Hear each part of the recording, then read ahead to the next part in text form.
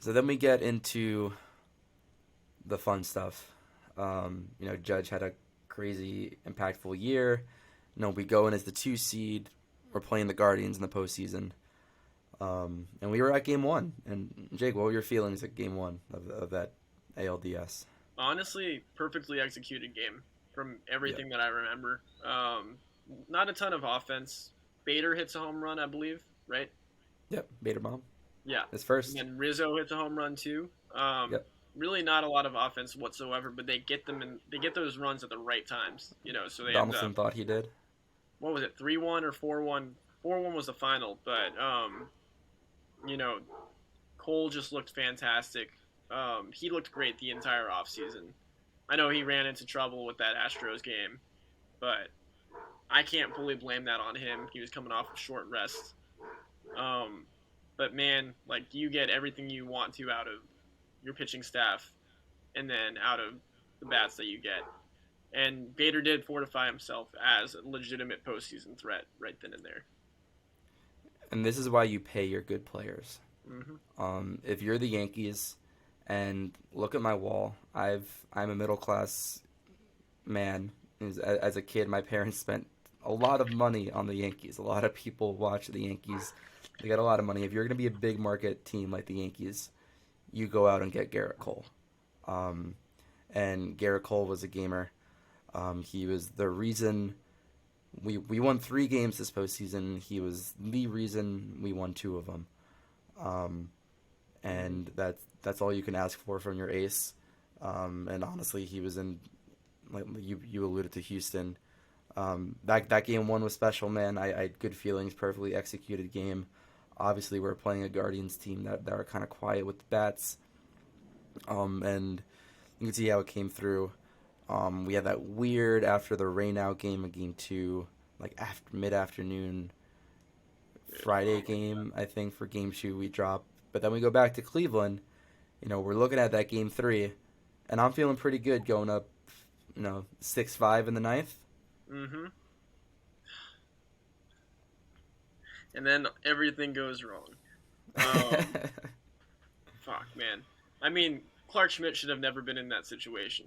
I think that's what a lot of that comes down to. Like, I feel like we all, like, there was no one out there that had absolute utter confidence in the Yankees bullpen to, like, get it done, but especially not Clark Schmidt. No offense to him, he's a great pitcher, but he's not been battle tested like that. They haven't given him that many opportunities in those high leverage situations. So it's like, what are you doing?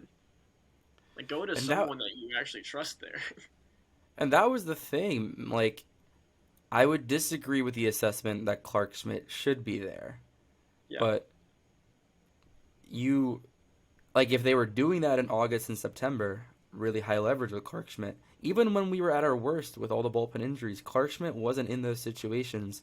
You're gonna bring him to, and I've been to Cleveland, man. Those Cleveland sports fan, like Yankee Stadium when it's loud is a different kind of loud, Hmm. but like Cleveland, that's a hard environment, and those fans are going crazy, and they Yeah, have the let's top of their ride. lineup up.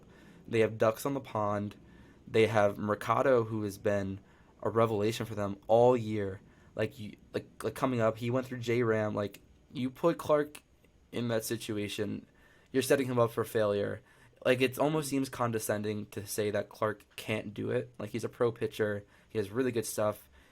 He should be able to But do it, but like back to, the Yankees are not putting their pitchers in a lane situations to to succeed. succeed. Yeah, Yeah.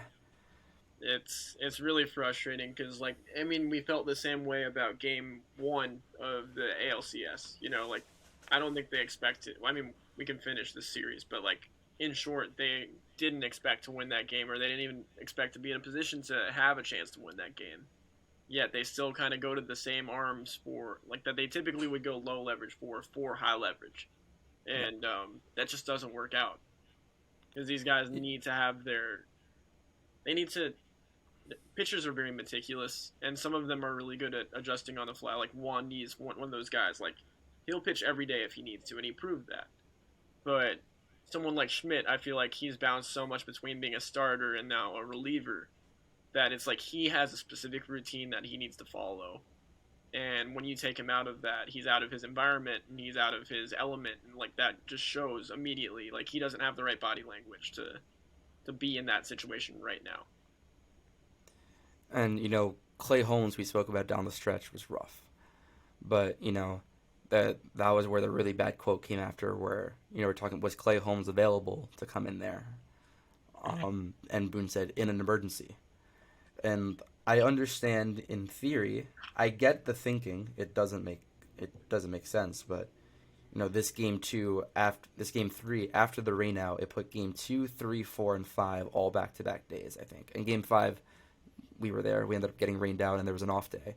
Yeah. But so I get your bullpen being thin, and thinking about that in game 3, you can't make a bullpen decision with a lead.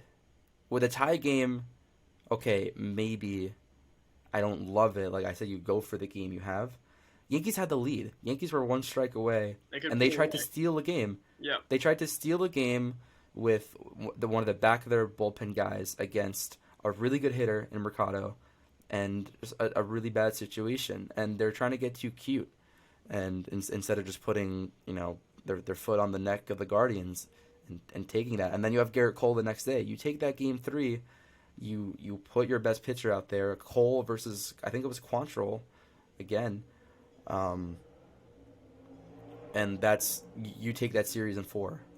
And they could have saved all that rest for the starting pitching, Yeah, the best way to rest your starting pitcher and your relief pitchers is to win the series in fewer games while you have the opportunity to. Like the video of Cole during the celebration after game 5, where they asked him how are you feeling? He was like, I'm just glad I'm able to rest a little bit, or something along those lines. I forgot the exact wording, but he just looked like a zombie after that game, and he was well aware that they would have to get on a plane and then go to Houston and play an even tougher game right away.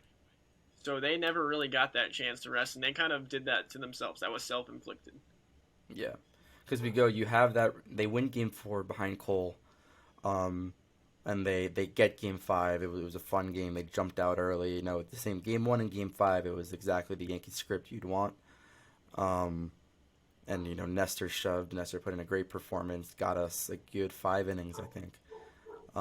But it put us in a tough situation for the CS, man. Like that's this playoff format, a lot of people are knocking it. I think both sides of the playoff format really culminated well, because you saw the impact. The Phillies are the 6th seed, they got through, so you saw the parity it offers, but the Astros got the advantage every single round. The Mariners were matched up with a really tough Toronto team. Like they won both games, they grinded it out, but they were tired going to Houston. They got beat up by Houston. Houston had a ton of rest. They could line up Verlander game 1 for the Yankees in the CS. The Guardians were starting, the game 1 in the DS, the Guardians were starting Cal Quantrill, because Bieber and McKenzie went games 1 and 2 in the wild card series. So that set up the Yankees to win, but the Yankees went 5 with Cleveland, so the Astros had lined up. So it worked out well, but the Yankees go in and they're the back foot. Like Jameson Taillon is their ALCS game 1 starter. And it's another game that I thought that we could have had, man. Yeah, no, I mean, absolutely. I mean, you had, for game 1, Bader does his thing again. It's another homer. Offense completely disappeared, which was kind of expected, but at the same time, they were putting good pressure on Verlander, right away. And it just felt like one of those things, if you don't get to them early, you're not going to get to them. And that ended up being the case. And the only thing you could have asked for at that point is for, a decent fight out of Taillon and the pitching staff to hold it down, and that just wasn't possible because of the pitching decisions that they made going through the bullpen. And between the bullpen decisions and the management with injuries coming back, I mean, there we got to Verlander early, and this is where we saw Carpenter for the first time since he went down. And Carpenter, we talked offline about how we need to give Carpenter his love. We didn't really talk about him in that whole recap. Yeah. Carpenter was a better hitter than Judge in the time that he played regular season baseball this year. Dude, he was probably on And pace Judge for is the like best. 70 home runs.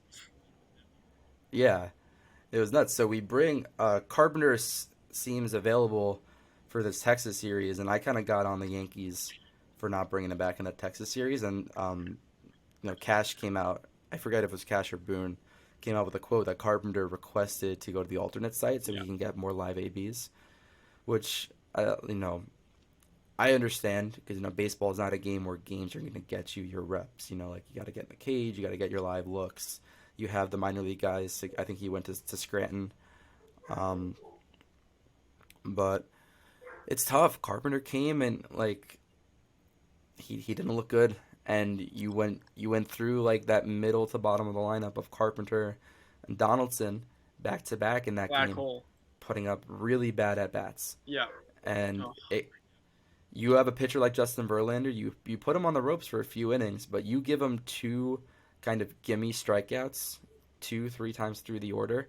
It gives a lot of momentum, man, and he's too good of a pitcher to get his confidence and momentum and to feel his stuff. Against those guys, he can tinker, he can not execute his pitches, and Donaldson and Carpenter weren't putting up competitive well, it looks. makes you like it's one thing with Carpenter because you could tell that clearly he just simply was his timing wasn't back. He wasn't seeing the ball the same. And I'm sure if he had Yeah, an extra 2 weeks or so, before the season ended at the major league level to figure things out, he probably would have, or would have looked at least a little bit better. But when it comes to to Donaldson, it's like, what is your approach here?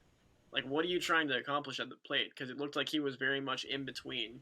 Um, did he want to? He would take very aggressive swings out of the zone, and then he would watch like fastballs and a two-strike yeah. count go right by, straight down the middle. So it's like, what are you looking for here? It felt very much like almost an even worse version of Aaron Hicks's approach, which is not what you want to see out of a guy that is known for being a prolific slugger. And it's tough, and that's where we mentioned before. Boone and Cashman said that Donaldson isn't, it's not his age that's getting to him. I do think there is merit to just being a bit of a slowdown. Like baseball is such a game of margins, and you can tell he's guessing up there. And his hands used to be elite level, and he has a big, loud lower half in his swing. Like you look at 2015 Donaldson, Toronto and Oakland, like it's a big giddy up. It's a power guy. He's really driving it. Um, you lose that little bit of quickness that you have. There's a lot going on with the swing, but because he's been an elite hitter his whole life, it makes it work. I think he lost no, maybe a little bit of strength, a little bit of quickness, and he has to simplify it. And he was just guessing because it got in his head. No, he wasn't able to get to the same pitches that he's always gotten to. So then he was trying to anticipate a lot, and really, it was hard to know what his approach was because he just seemed lost. It wasn't a consistent approach. I think he felt that he was slow, and that's kind of what I saw in Yeah. his swing. But it was tough. Well, It was really it tough makes you at the kind of end. wonder what kind of conversations are going on with Dylan Lawson, the hitting coach, and the team. Yep. Because you saw a lot of that in the postseason. So many guys were in between. How many strikeouts did they have against the Astros? Like 41, 42 total? Like, Yeah. this is a guy that preaches hit strikes hard. Like, that is his mantra. That's a good mantra to have. Yep. But how many strikes were seen right down the dick that weren't swung at? Hmm. Like, Yep. that can't happen moving forward. And, like, you've got a lot of veterans that seem to have changed their approach. And then also it sucks when a guy like Judge, who carried you throughout the regular season, he's the reason you're in the playoffs in the first place. This is the first time we really saw him like press, where he was swinging at balls. He was Yeah. chasing outside the zone frequently. Um, so when you see your best And hitter doing that, like, bad things are going to happen. yeah, and in those dog days of August, man, I mean, Judge kept going and doing his thing. Um, it's harder in baseball. It's impossible. It's really hard to carry a team. Aaron Judge did it for us for a while against the Astros, who have top to bottom probably the best pitching staff in baseball. Put the Dodgers up there, but they're golfing right now. Like the Astros are pretty legit. It's Judge can't do that. Like you in the postseason. You see it with the Phillies lineup a bit. Like you need guys to grind out at bats. You need to tack on like every little interaction matters. we're putting up non-competitive at bats in the middle of the order. It sets up Aaron Judge to put everything on his shoulders. And if there's one guy who I want to take the team who can do it, it is Aaron Judge. But he didn't, and that's, he went up against a really good team. I think we give Aaron Judge a 7-game series of a CS, and his numbers look a bit better. Yeah, for sure. But it was never. We were never in it. But Game 4 was the only game where there was some level of positivity, and even that was only in a vacuum because you'd zoom out and we're the Talking Yanks watch party, and it's windy, cold, late night, and we're still down 3-0 in the series, and it's like, oof. It felt like we were playing from behind the entire time, but they had something on the colors. I think that the Phillies also have something or had something on the colors too. It's just like the way it's shaping out. Those at bats looked a lot better like early in the game and that game 4. But they still had plenty of opportunities with guys on base where they could have really put that game away early, and they failed to do so. And that double play ball, I mean, that's what that game comes down to, but that is a microcosm of the entire season. The double play ball that was no longer a double play between IKF and Glaber, or Glaber and IKF. Should IKF have caught that ball a little bit better and squared his shoulders up and made sure that he gave a nice target? Yes. Should Glaber have tossed that ball a little bit towards his arm side a little bit more and just made sure that he had an accurate toss on it because he had plenty of time? Yes, but at the end of the day, these are issues that they've dealt with the entirety of the season that were never fully addressed. So, I mean, I'm not going to sit here and say that, the I'm mad that the Yankees didn't win that game, but they deserve to lose that game ultimately, which is the cold reality. They deserve to lose that game and lose the series. I think, really, Game 1 was the one that I felt they could have gotten. And you steal that game, man, against Verlander. You steal a Tyone game against Verlander, you're lining up, with Sevy, Cole, Nestor. Yeah, I like our chances there. That's I like our chances. Going home, I really like our chances. And that's why every game counts. You can't... And it would help, obviously, we've spoken at nauseum about the bullpen depth and how, how we lost a lot of pivotal arms. You can't try to get cute, you can't try to play your numbers okay, if we go this, what's the probability add of each pitcher here? Our back end guys, we have to use them sometime. Yeah. I think... And I'm not inside the Yankees' decision-making, but it seems like they try to line things up where it's I think we can, get through here, as opposed to setting their good guys up to be good at baseball. And, I'm making it sound really dumb and simple. I understand, there's a lot of information that even goes into that. But, I think you need to manage on the front foot, and I don't just mean that from Boone. I think that's the whole team, and it felt like we had the opportunity to put our foot on the gas, and we were taking it off and just trying to cruise through. You have to instill trust in your guys that you've been going to all season at some point or another, and that the failure to do that really is just disappointing, because it's by the end of the playoffs, I had trust in Clay, not fully necessarily, but I was this guy, he's finding his stuff again. He should be going out there. Same thing with Loizaga, both of those guys, by the end of the ALCS, they found their stuff. So you have to be able Johnny Loizaga, man. He's a dog. He's so good. Such a dog. We have not given him love this whole episode. Yeah. Yeah. I'll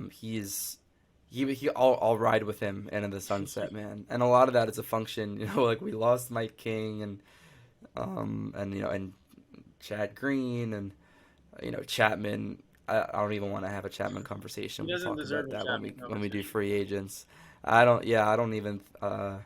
If we can go a whole podcast and now we're mentioning him, but if we can go our podcast and not acknowledge Aroldis Chapman and pinstripes, I wouldn't be too upset about it.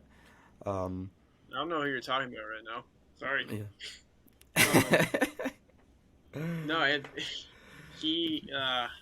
I'm not going to get into that one because that's still Yeah, but Johnny And he, Loizaga, it was great to see him get into form.